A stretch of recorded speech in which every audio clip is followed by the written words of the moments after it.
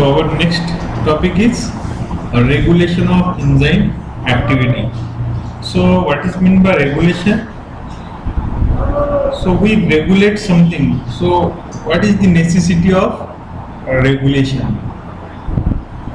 So we have heard about, so there are some regulations. म्हणजे एखादं regulation गव्हर्नमेंटने काय केलेलं आहे, लागू केलेलं आहे. तर आता रेग्युलेशनचा रोल काय असतो? There is a control of something. एखाद्या गोष्टीवर आपण काय करत असतो, कंट्रोल करत आहे. एखादी एक्सेस जर गोष्ट होत असेल तर त्याला अंडर कंट्रोल करण्याचं काम काय करतात, ते रेग्युलेशन्स करतात. So what is the link between this kind of regulation and regulation of enzyme activity? आता enzyme हे catalyst आहेत हे आपल्याला माहिती आहे. So they can transform their substrate into product.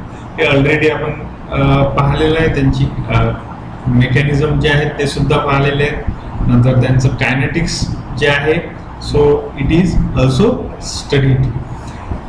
तर आता त्यांचं रेग्युलेशन का करणं गरजेचं आहे? Because if we provide substrate to the enzyme, so it will convert this substrate into product. ठीक आहे, हे कंटिन्युअस प्रोसेस होत राहील. आता कंटिन्युअस म्हणजे कुठपर्यंत होत राहील? जेवढा आपण सबस्ट्रेट प्रोव्हाइड केला तेवढा सर्वच सबस्ट्रेट हा प्रोडक्ट मध्ये कन्वर्ट होईल का? जे असे चान्सेस आहेत का? म्हणजे बस सबस्ट्रेट प्रोव्हाइड करत आहे, प्रोडक्ट मध्ये तो कन्वर्ट होतो. तर सेलमध्ये ह्या गोष्टी एका विशिष्ट लेवल पर्यंत होतात. ठीक आहे, तर त्या लेवल नंतर मग त्या रेग्युलेट केल्या जातात. म्हणजे त्या विशिष्ट लेवल नंतर त्या प्रोडक्टचं कॉन्सन्ट्रेशन सुद्धा सेलच्या आतमध्ये अक्युमुलेट व्हायला नाही पाहिजे. म्हणजे मोर दॅन डिझायर्ड अमाऊंट जो आहे तो जर तिथं तयार होत असेल तर that is not good for cell. So that's why the process should be regulated. म्हणजे ती प्रोसेस जी आहे अंडर कंट्रोल असायला पाहिजे. कारण मेटाबॉलिक पाथवे जे आहेत हे एकमेकांसोबत लिंक असतात. जसं carbohydrate metabolism, lipid metabolism, protein metabolism, including amino acid metabolism, nucleic acid metabolism. So all are linked with each other. ठीक है, metabolism.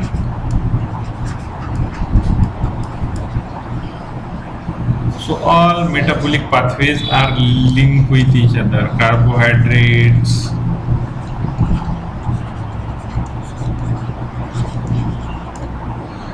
proteins, nucleic acids, lipids. So all are linked with each other. ते interconvert होत राहते. Amino acids. ठीक आहे, amino acids. तर हे सर्व कंपोनंट मग आता इंटर कन्वर्ट होत राहतील. म्हणजे काय, सर्वच्या सर्वच ट्रान्सफॉर्मेशन. म्हणजे कार्बोहायड्रेट कम्प्लिटली काही अमिनो ऍसिड मध्ये कन्वर्ट होणार नाही, किंवा लिपिड्स जे आहेत ते कार्बोहायड्रेट मध्ये कन्वर्ट होणार नाही, किंवा कार्बोहायड्रेट कंटिन्युअसली लिपिड मध्ये कन्वर्ट होणार नाही. तर ह्या सगळ्या प्रोसेसेस जसे ट्रॅफिक कंट्रोल केली जाते, म्हणजे एक पाथवे अलाउ केला जातो सेलमध्ये. जर सबसिक्वंट जर पाथवे रन होत असेल तर, त्याच्या पुढचा जर पाथवे रन होत असेल तर, एखादा कंपोनंट जर जास्त झाला सेलमध्ये तर पहिला जो फ्लो आहे तो काय केला जातो, स्टॉप केला जातो. जसं एखाद्या ठिकाणी ट्रॅफिक जर जास्त झालेली असेल तर त्या सिग्नलवर ती ट्रॅफिक स्टॉप करण्याचं काम केलं जाते. तिथे एक सिग्नल दिला जातो, म्हणजे पुढची जी ट्रॅफिक आहे ती हटवल्या जाईल. तर इथं रेग्युलेशनचा सुद्धा रोल हाच आहे, सेम आहे. तर आता इथं काही एन्झाईम सिस्टीम्स आहेत, म्हणजे वेगवेगळ्या टाईपची एन्झाईम्स आहेत. आपण काही इंट्रोडक्शन मध्ये पाहिलं होतं multi enzyme system, that is pyruvate dehydrogenase कॉम्प्लेक्सचं आपण एक्झाम्पल तिथं पाहिलं होतं. जेव्हा आपण कोएन्झाईम्सचं एक्झाम्पल पाहिलं होतं तर तिथं ते मेन्शन केलेलं आहे. तर आता इथं आपल्याला ॲलोस्टेरिक एन्झाईम्स आणि लायसोझाईम्स थोडे डिटेलमध्ये बघायचे. तर ह्यांचं कसं रेग्युलेशनसाठी यूज होतो, किंवा हे एन्झाईम्स काय आहेत ते आपल्याला समजायला पाहिजे. So we will start with allosteric enzymes. So before that we should know what are the different types of mechanisms की जे सेलच्या आतमध्ये प्रेझेंट आहेत, so which are generally use for regulation purpose. So one type of regulation is allosteric regulation, सध्या नाव समजून घ्या. Then activation of latent enzyme, एखादा इनॅक्टिव्ह एन्झाईम असेल, इनॅक्टिव्ह, फॉर एक्झाम्पल झायमोजन्स, किंवा जे आपल्या डायजेस्टिव्ह सिस्टीम मधले एन्झाईम जे आहेत ते इनॅक्टिव्ह फॉर्म मध्ये असतात. So after their hydrolysis they are converted into their active form. ठीक आहे, कुठल्या फॉर्म मध्ये कन्वर्ट केले? ऍक्टिव्ह फॉर्म मध्ये. Then compartmentalization of metabolic pathway, याच्यामध्ये सुद्धा रेग्युलेशन होते. जसं की काही रिॲक्शन, जसं की ग्लायकोलिसिस कुठं होते? Glycolysis. So it occurs in cytoplasm. And TCA, त्याच्या पुढची जी स्टेज आहे that is tricarboxylic acid cycle. So it occurs in mitochondria. ठीक आहे, म्हणजे काय झालं? कंपार्टमेंटलाइज झालं. एक रिॲक्शन बाहेर होतं, एक रिॲक्शन आतमध्ये होतं. इथं रेग्युलेट करू शकतात गोष्टी आपण. देन एन्झाईम सिंथेसिस कंट्रोल करू शकतो जेनेटिक लेवलवर. म्हणजे आता एखादा जीन आहे तर याचं काय करणार? ट्रान्सक्रिप्शन होऊ देणार नाही आपण. इथं ऑलरेडी याचं कंट्रोल करणार. तुम्हाला मोर डिटेलमध्ये जेनेटिक्समध्ये शिकायला मिळेल how to control at genetic level. So that is in lac operon, तुम्हाला ते समजेल. तर त्याचं सिंथेसिस स्टॉप करावं लागेल. नंतर एन्झाईमचं डिग्रेडेशन सुद्धा होऊ शकते आहे ना, त्याचं ब्रेकडाऊन सुद्धा तिथं होऊ शकते. आणि आयसो एन्झाईम्स हा सुद्धा पार्ट आपल्याला आता डिटेलमध्ये बघायचं. आयसो एन्झाईम्स म्हणजे different forms of same enzyme. तर ते कसे आहेत ते आता आपण काही नेक्स्ट याच्यात पाहूया पॉईंटमध्ये. So we start with allosteric regulation. So it is one of the type of regulatory mechanism. So first आपल्याला ॲलो म्हणजे काय ते माहिती असणं गरजेचं. So allosteric means other. ठीक आहे, steric, allosteric means other site.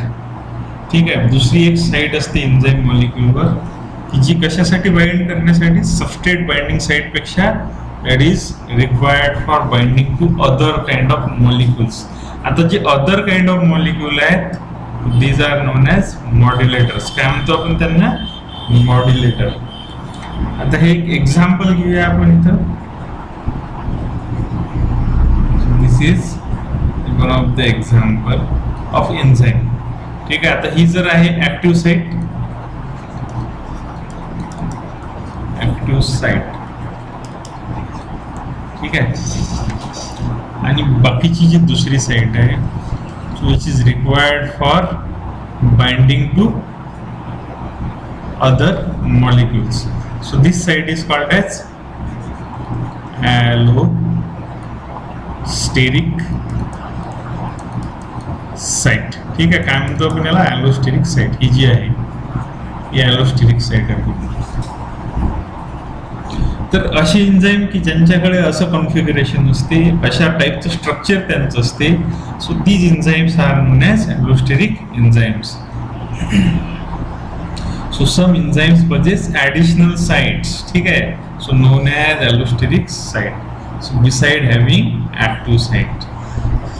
So such enzymes are known as allosteric enzymes. ठीक आहे, अदर साईट आहे rather than active site are known as allosteric enzymes. So these are the unique places on the enzyme molecule. Unique आहे, एक कुठेही नाही आहे, एखाद्या विशिष्ट ठिकाणीच असेल ती एखाद्या एन्झाईमसाठी. या एन्झाईमला इथं आहे, दुसरा एखादा एन्झाईम असेल तर त्याची ऍक्टिव्ह साईट आणि ॲलोस्टेरिक साईट ह्या थोड्या अशा वेगळ्या पद्धतीने दाखवूया आपण. तर ह्या साईडला असेल आणि ऍक्टिव्ह साईट इथं असेल. It depends on the type of enzyme molecule. आता असे काही मॉलिक्युल्स असतात की जे काय करतात? एन्झाईमला बाइंड होतात आणि त्याचं स्ट्रक्चर अल्टर करतात. आता हे बरेच वेळा आपण ऐकलेलं आहे. जर त्याचं स्ट्रक्चर जर अल्टर झालं तर so that will ultimately alter its catalytic activity. जसं आता आपण ह्युमनचं एक्झाम्पल घेतलं. आता जवळपास आपली कम्प्लीट बॉडी जी आहे ती एक नॉर्मल स्ट्रक्चर आहे ना. Head, then chest, legs, hands, eyes, nose हे विशिष्ट ठिकाणी ठेवलेले आहेत आपल्या बॉडीमध्ये. आता यांचं जर अल्टरेशन झालं तर आपण काय होईल? आता हात जर डोक्यावर आला आपला तर कन्व्हिनियन्स राहील का? नाही. म्हणजे तिचं अल्टरेशन झालेलं आहे, तिथं चेंजेस झालेले आहेत. तर तसंच इथं अल्टरेशन सुद्धा आपल्याला अल्टरेशन पाहायला मिळते आपल्याला ॲलोस्टेरिक एन्झाईम. तर काही असे मॉलिक्युल्स असतात rather than substrate molecules which binds to other site than active site. So these molecules are known as effectors. काय म्हणतो आपण त्याला? Effectors, allosteric effectors, because they bind at other site. हे दुसऱ्या साइडला बाइंड होतात. So certain substances referred to as allosteric modulators. Modulators सुद्धा म्हणतात, मॉड्युलेट करतात. ठीक आहे, एखादी गोष्ट जसा मॉड्युलेटर असतो तसंच मॉड्युलेटर्स इथं सुद्धा असतात, ॲलोस्टेरिक मॉड्युलेटर्स. किंवा त्यांना इफेक्टर्स सुद्धा म्हणतात. इफेक्ट करत आहेत ते. किंवा मॉडिफायर सुद्धा म्हणतात, जे काय करत आहेत? एन्झाईमला मॉडिफाय करत आहेत. So bind at the allosteric site. कुठं बाइंड होत आहेत? ॲलोस्टेरिक साइटला बाइंड होत आहेत and regulate the enzyme activity. आणि एन्झाईमची जी ॲक्टिव्हिटी आहे त्याला कंट्रोल करण्याचं काम करत आहेत, रेग्युलेट करण्याचं काम करत आहेत. दोन टाईपचे मॉड्युलेटर आहेत, एक पॉझिटिव्ह आणि negative. So what is the role of positive modulator? So it will increase the rate of enzyme catalyse reaction. तर त्याला आपण काय म्हणतो? ॲक्टिवेटर सुद्धा म्हणू शकतो. ठीक आहे, जसं इनिबिटर होते तसेच ॲक्टिवेटर आहे. So the enzyme activity is increase when a positive allosteric modulator or effector binds at the allosteric site. So that is known as activator site. मग अशा वेळेस त्या ॲलोस्टेरिक साइटला काय म्हणणार आपण? Activator site. कारण तिथं कोण बाइंड होत आहे? ॲक्टिवेटर बाइंड होत आहे. समजून चला. पॉझिटिव्ह ॲलोस्टेरिक इफेक्टर म्हणजे काय करत आहे? तो इन्क्रीज करत आहे एन्झाईम कॅटलाइज रिॲक्शनचा रेट. आणि तो कुठल्या साइडला बाइंड होत आहे? ॲलोस्टेरिक साइटला बाइंड होत. आता एक निगेटिव्ह ॲलोस्टेरिक इफेक्टर असतो की जो काय करतो? रेट जो आहे रिॲक्शनचा काय करतो? डिक्रीज करतो. काय करतो? डिक्रीज करतो एन्झाईम कॅटलाइज रिॲक्शनचा रेट. आणि तो कुठल्या साइडला बाइंड होतो? It binds with inhibitor site and inhibits the enzyme activity. So it is called as negative allosteric effector. असा इफेक्टरला काय म्हणतो? Negative allosteric effector. So it is the allosteric molecule or modulator molecule which binds to inhibitor site and will decrease the rate of enzyme catalyzed reaction. or it will inhibit the enzyme activity. तर हे दोन टाईपचे modulator आहेत, एक positive आणि negative. Positive जो आहे तो ऍक्टिवेटर साइडला बाइंड होतो आणि निगेटिव्ह जो आहे तो इनिबिटर साइडला बाइंड होतो. Next point is classes of allosteric enzyme. हे आपल्याला ॲलोस्टेरिक एन्झाईमचे क्लासेस जे आहेत आपल्या अंडरस्टँडिंगसाठी आपण कॅटेगराइज केलेले आहेत. So enzymes that are regulated by allosteric mechanism are referred to as allosteric enzyme. तर अशा मेकॅनिझमने जे रेग्युलेट केले जात आहे, कारण एखादा मॉलिक्यूल बाइंड झाला म्हणजे काय होणार? त्याची ऍक्टिव्हिटी तिथं कंट्रोल करताना आपल्याला दिसेल. So they are divided into two classes based on influence of allosteric effector on Km and Vmax. आता Km आणि Vmax काय आहे ते पाहिलेले आहेत. आता हे इफेक्टर मॉलिक्यूल काय इफेक्ट करतात Km वर आणि Vmax वर ते आपल्याला बघायचं आहे. त्याच्या बेसिसवर काय केलेलं आहे? एन्झाईमचे क्लासेस केलेले आहेत. So K class of allosteric enzymes. So the word is just K. इथं के आहे, हा आय नाही आहे. So K class of allosteric enzyme. So effector changes the Km. ठीक आहे, Km मध्ये चेंज करतो. ऑलरेडी एक Km ची व्हॅल्यू असेल, आपल्याला माहिती आहे Km काय आहे.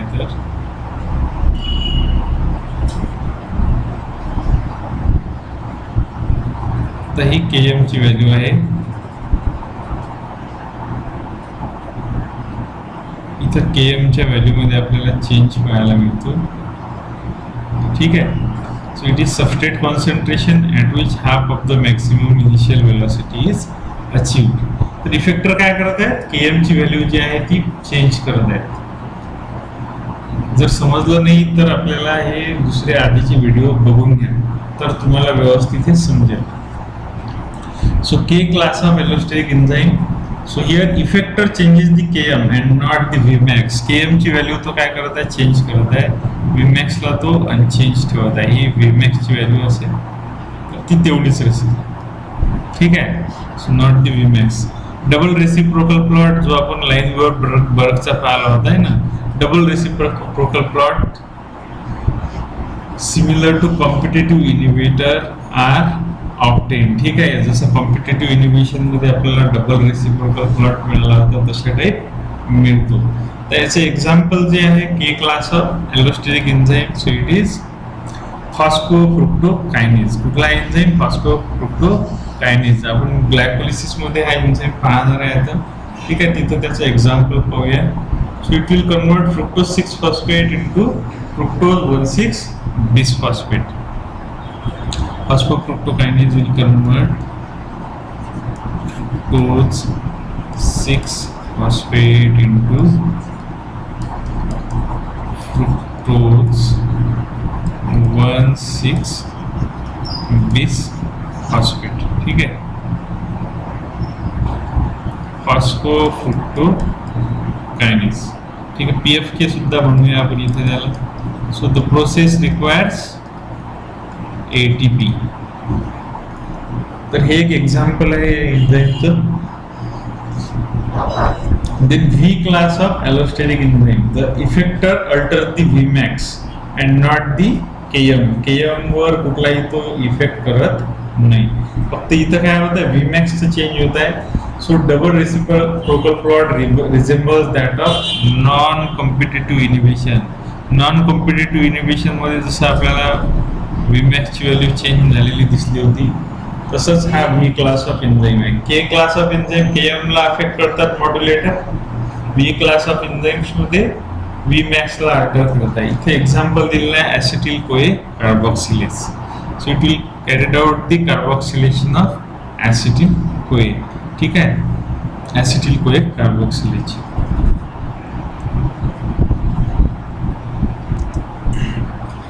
So what are the conformational changes in allosteric enzymes? तर काय conformational change म्हणजे काय होतं? तर एकच गोष्ट लक्षात ठेवायची की त्या मॉलिक्यूल मध्ये कुठलाही कोव्हॅलंट बॉन्ड ब्रेक किंवा फॉर्म होत नाही, पण त्याचा जो शेप आहे इथं चेंज होतोय आपल्याला, है ना. आता प्रोटीन्स आर दी लार्ज मॅक्रोमॉलिक्युल्स. खूप मोठे मॅक्रोमॉलिक्युल्स आहेत आणि त्यांच्यामधले जे की बॉन्ड असतात ते कसे असतात, फ्लेक्झिबल असतात. तर जसं की आपण सावधानच्या पोझिशन मध्ये हे एक आपलं कन्फर्मेशन झालं. विश्रामच्या पोझिशन मध्ये गेलो आपण, then it is another conformation. ठीक आहे. कन्फर्मेशन आणि कॉन्फिगरेशन ह्या दोन गोष्टी वेगळ्या आहेत. कॉन्फिगरेशन मध्ये काय होते, फिक्स अरेंजमेंट असते, ती आपण हलवू शकत नाही. जसं की आता आईज आणि इयर हे फिक्स पोझिशनला आहेत with respect to each other. Nose आहे ना, आईज, नोज आणि इयर हे यांची पोझिशन कशी आहे, fix. So it is called as configuration. आणि हे विदाउट ब्रेकडाऊन हे एकमेकापासून चेंज होऊ शकत नाही, त्यांची पोझिशन आपण चेंज करू शकत नाही. बट कन्फर्मेशन, आता बॉडीमध्ये तुम्ही हात हलवू शकता, त्यांची पोझिशन चेंज करू शकता. जसं की सावधान विश्रामचं आपण एक्झाम्पल घेतलेलं आहे. So it is called as conformation. So without तुम्ही काय ब्रेकडाऊन किंवा चेंज कुठल्याही टाईपचा कोव्हॅलंट बॉन्ड फॉर्म होत नाहीये किंवा ब्रेक होत नाहीये, तर तशा टाईपचं जे काही अल्टरेशन होत आहे प्रोटीनच्या मॉलिक्यूलमध्ये, तर त्याला काय म्हणतो आपण, कन्फर्मेशनल चेंज.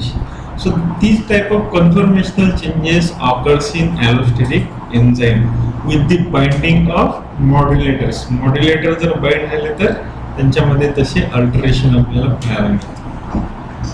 तर इथे बघा हे एक्झाम्पल दिलेलं आहे आपल्याला. दोन फॉर्म मध्ये असतो, म्हणजे प्रपोज केले आहेत फॉर्म्स.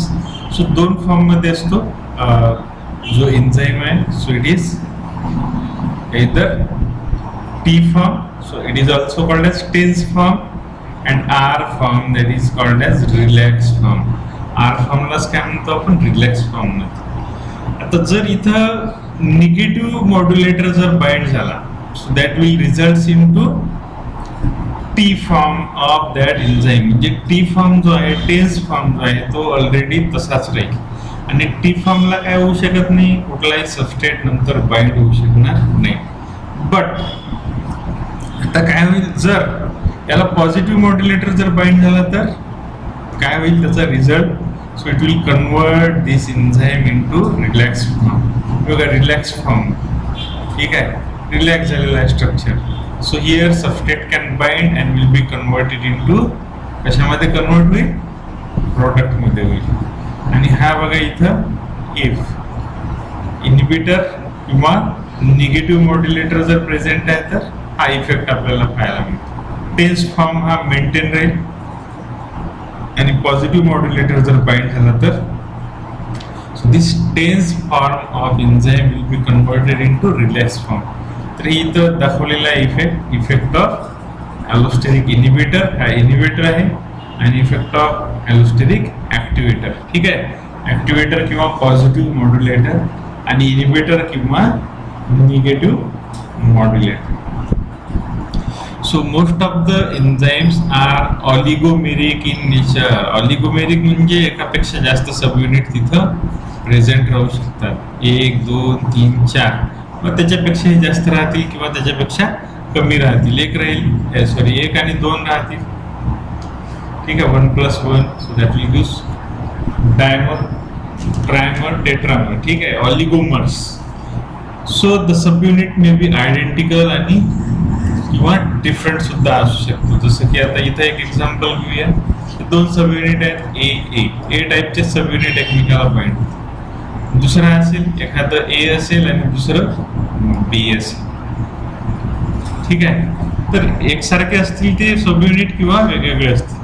सब युनिट म्हणजे जे बाइंडिंग करण्यासाठी आपण वापरत आहे, कन्स्ट्रक्शनसाठी वापरत आहे, असे यांना काय म्हणतो आपण, sub unit. So the non-covalent reversible binding of the effector, non-covalent आहे इंटरॅक्शन. ठीक आहे, रिव्हर्सिबल आहे binding of the effector molecule at the allosteric site bring about a conformational change in the active site of enzyme. इथं पाहिलं होतं आपण. ठीक आहे, तर काय होईल, त्याचे चेंजेस काय होतील. सो लिडिंग टू दी इनिव्हेशन, जर इनिबिटर बाइंड झाला तर इनिव्हेशन होईल, आणि ऍक्टिव्हेटर जर बाइंड झाला तर activation. So inhibition or activation of catalytic activity. So in the concerted model, एक concerted model propose केलेलं आहे allosteric enzyme च्या activity साठी. So allosteric enzyme exist in 2 conformational states. ठीक आहे, the T state, that is also called as tense state, or TOT, T-A-U-T, TOT state, or relaxed state. ठीक आहे, R किंवा relaxed state. So the T and R states are in equilibrium, म्हणजे हे continuously एकमेकांसोबत कसे असतील, equilibrium मध्ये असतील. हा याच्यामध्ये कन्वर्ट होत राहील आणि हा याच्यामध्ये कन्वर्ट होत. तर ही तर रिॲक्शन दाखवलेली आहे तुम्हाला. T form is converted into R and R form is converted into T. So allosteric activator किंवा सबस्ट्रेट जर बाइंड झाला तर it will be converted into relaxed state. आणि ॲलोस्टेरिक इनिबिटर जर बाइंड झाला तर हा रिलॅक्स स्टेट मधला टेन्स स्टेट मध्ये कन्वर्ट होईल. So allosteric inhibitors favour T state. ठीक आहे, इनिबिटर कोणती स्टेट फेवर करतात, ही बघा, ही. And substrate favours the R state, म्हणजे सबस्ट्रेट जर असेल त्याचा नॅचरल तर it will favour the R state, म्हणजे relax state. So the substrate can bind only with the R form of the enzyme. Substrate कोणाला bind होऊ शकतो, फक्त relaxed form लाच bind होऊ शकतो. So the concentration of enzyme molecule in the R state increase as more substrate is added. जेवढा substrate add करणार तुम्ही तेवढा tense form मधला enzyme जो आहे तो relaxed form मध्ये convert होत जाईल. So therefore the binding of the substrate to the allosteric enzyme is said to be cooperative. ठीक आहे, कोऑपरेटिव्ह प्रोसेस आहे. म्हणजे एकाने हात पकडला, दुसरा पकडला, दुसरा, चौथा, 5वा, 8वा, 10वा अशी सोबत वाढत जाते. कोऑपरेशन. ठीक आहे, कोऑपरेटिव्ह प्रोसेस. एक बाइंड होत आहे, आता एकाला जर सबस्ट्रेट बाइंड झाला, हा सबस्ट्रेट आहे, so it will be converted into its जो आहे रिलॅक्स फॉर्म आहे. समजा कशाचा रिलॅक्स फॉर्म आहे, एन्झाईमची. दिस इज टेन्स असं गृहीत धरूया. तर ही कोऑपरेटिव्ह प्रोसेस आहे. हा जसा याला वाईट होईल बाकीचं पण कोऑपरेशन तिथं होत राहील आणि ती प्रक्रिया वाढत जाईल. So allosteric enzymes have this sigmoidal curve instead of hyperbolas. So when the velocity versus substrate concentration are plotted. म्हणजे जसं पाहिलं होतं आपण मायकेलिस मेंटनच्या वेळेस कायनेटिक्सच्या वेळेस, इथं हायपरबोलिक कर्व आपल्याला भेटला होता. तर रॅदर दॅन दिस इथं आपल्याला कुठला मिळत आहे बघा इथे सिग्मॉइडल एस शेप. हा एकदम पहिले आधी काय होता आतमध्ये येत आहे मग एकदम राईज होतो. ठीक आहे, सिग्मॉइडल एस शेप कर्व आपल्याला भेटतो आणि इथं हायपरबोलिक कर्व. काही केसमध्ये आपल्याला हायपरबोलिक मिळतो. So when we plot enzyme velocity that is rate of reaction against concentration of substrate. जसं जसं सबस्ट्रेटचं कॉन्सन्ट्रेशन वाढवत जाणार रिएक्शनची वेलोसिटी सुद्धा काय होईल. So the term homotropic effect is used if the substrate influences the substrate binding through allosteric mechanism. So their effect is always positive. आता homotrophic म्हणजे substrate itself acts as a modulator or positive modulator. तर त्याला काय म्हणतो homotrophic. आणि substrate आणि तो modulator एकच आहे. So that's why it is called as homotrophic effect. Heterotrophic effect मध्ये काय होत आहे substrate वेगळा आहे modulator वेगळा आहे हे दोन्ही वेगळे आहेत. So heterotrophic effect is used when an allosteric modulator, ठीक है, allosteric modulator affects the binding of the substrate to the enzyme. म्हणजे इथं modulator ची गरज वेगळी आहे.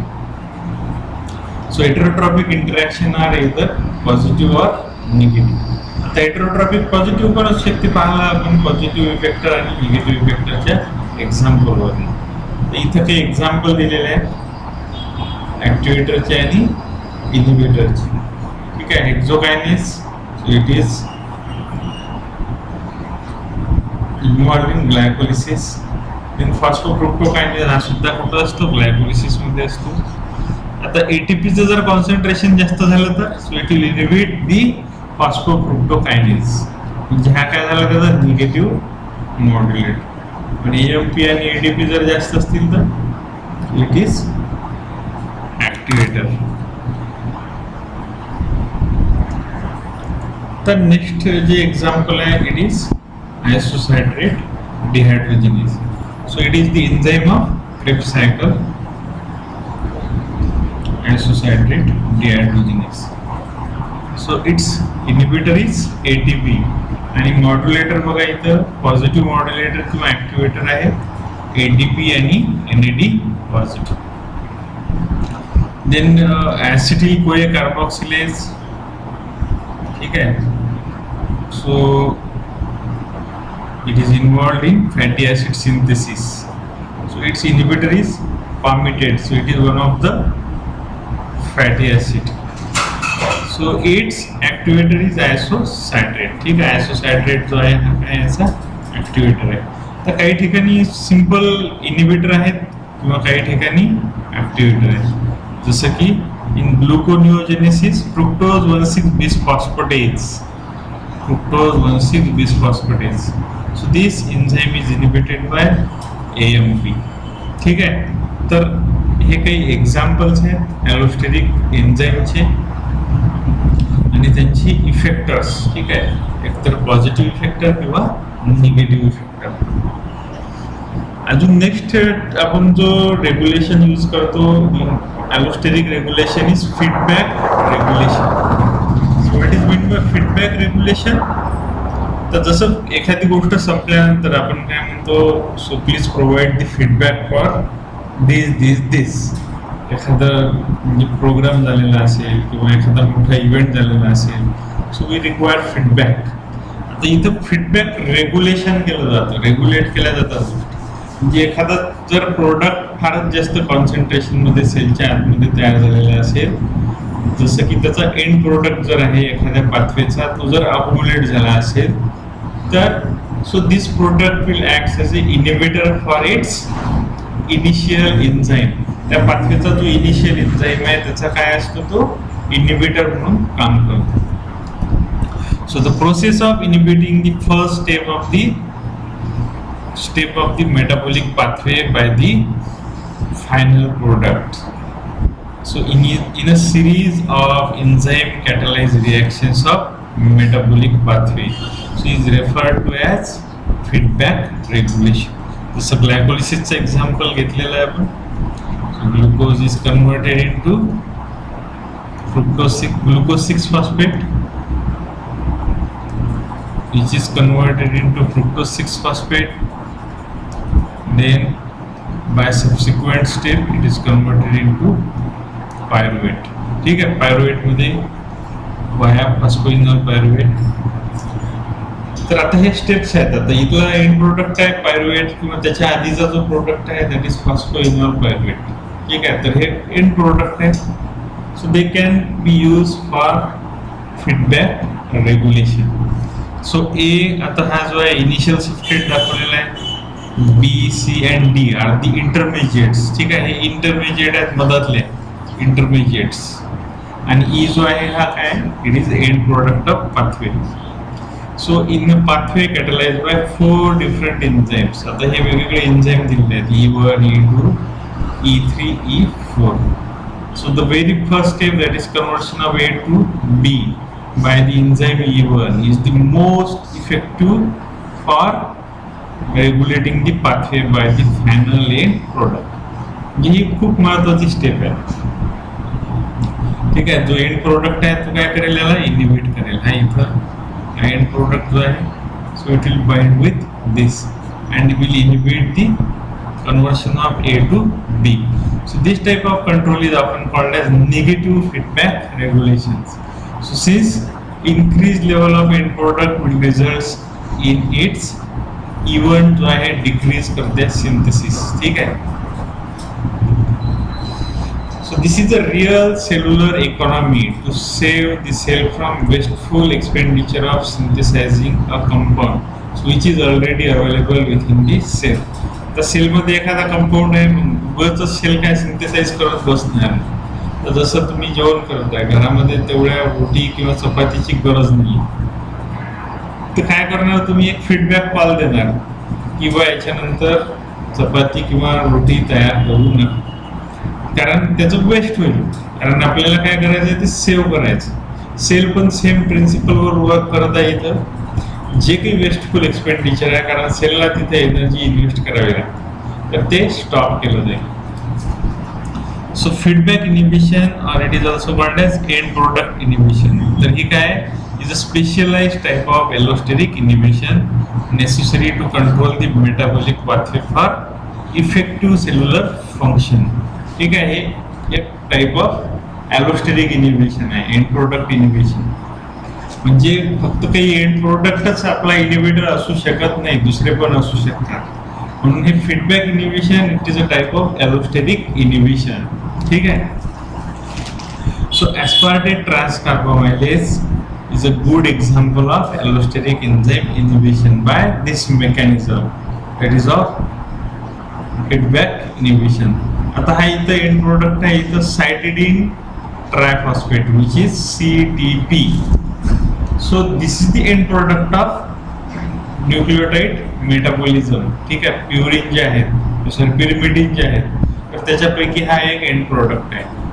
आता याची सुरुवात कशी होते, कार्बोमाइल फॉस्फेट जो आहे so it will combine with aspartate, आणि इथं भेटेल कार्बोमाइल ॲस्पार्टेट प्लस फॉस्फेट. ठीक आहे. आता हे step by step these molecules are converted into cytidine triphosphates और CTP. जसं ATP असतो, GTP असतो, TTP असतो, तसं CTP. सायटोसिन आहे याच्यामध्ये, रायबोस शुगर आहे आणि ट्रायफॉस्फेट आहे. So the first enzyme is aspartate transcarbamoylase. आता हा एन्झाइम जर रेग्युलेट केला आपण, किंवा CTPचं कॉन्सन्ट्रेशन जर सेलच्या आतमध्ये जास्त झालं, तर so this CTP will bind with this enzyme bye means of feedback control. Other साइडला तो बाइंड होईल and will inhibit the enzyme activity further. ठीक आहे, फर्दर तू ऍक्टिव्हिटी तिथं होऊ देणार नाही.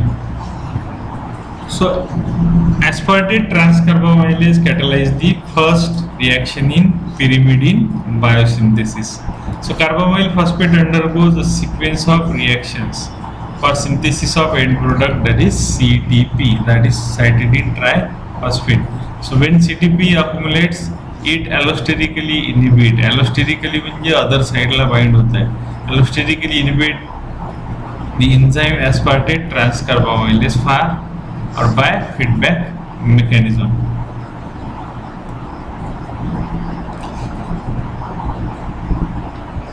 तर नेक्स्ट पॉइंट जो आहे दॅट इज फीडबॅक रेग्युलेशन और फीडबॅक इनिबिशन. आता काही इनिबिशन जे आहे ते स्टॉप करत आहे आपण, रेग्युलेट करत आहे म्हणजे कंट्रोल मध्ये ठेवत आहे. ठीक आहे. So sometimes a distinction is made between these two uses. तर टर्मिनॉलॉजी मध्ये इथं डिस्टिंक्शन करतात काही काही ठिकाणी. So feedback regulation represents a phenomena while feedback inhibition involve the mechanism of regulation. ठीक आहे. रेग्युलेशन एक फिनॉमिनन आहे फीडबॅक रेग्युलेशन आणि हे एक मेकॅनिझम आहे. So they are not synonymous. Synonymous नाही आहे. रेग्युलेट करत आहे एखादी गोष्ट म्हणजे काय आहे ते फिनॉमिनन आहे. इनिबिशन म्हणजे ही काय मेकॅनिझम आहे, ही एक प्रोसेस आहे. सो फॉर एक्झाम्पल दिलेलं आहे तर इथं dietary cholesterol decreases, hepatic cholesterol biosynthesis, dietary cholesterol decreases hepatic cholesterol biosynthesis through feedback regulation. Dietary cholesterol जो आहे तो hepatic cholesterol biosynthesis जे आहे ते स्टॉप करते. hepatic म्हणजे तुमच्या लिव्हर मध्ये. So this does not involve feedback inhibition. कारण आता हा एंड प्रोडक्ट थोडी आहे त्याचा, जरी असलं तरी तो बाहेरून प्रोव्हाइड करत आहे. Since the dietary cholesterol does not directly inhibit the regulation of hydroxymethyl CoA reductase. हा त्याचा एन्झाइम आहे, त्याच्या सिंथेसिसच्या वेळेस लागेल. However, the activity of gene encoding this enzyme is reduced, repress केली जात आहे by cholesterol. म्हणजे जेनेटिक लेवलवर हा काय करत आहे, ऍक्टिव्हिटी इनिबिट करत आहे. तर हे दोन गोष्टीमधला फरक आहे, रेग्युलेशन मधला आणि इनिबिशन मधला, फीडबॅक मधला. तर बाकीचे जे पॉइंट आहेत आपण नेक्स्ट लेक्चर मध्ये बघू.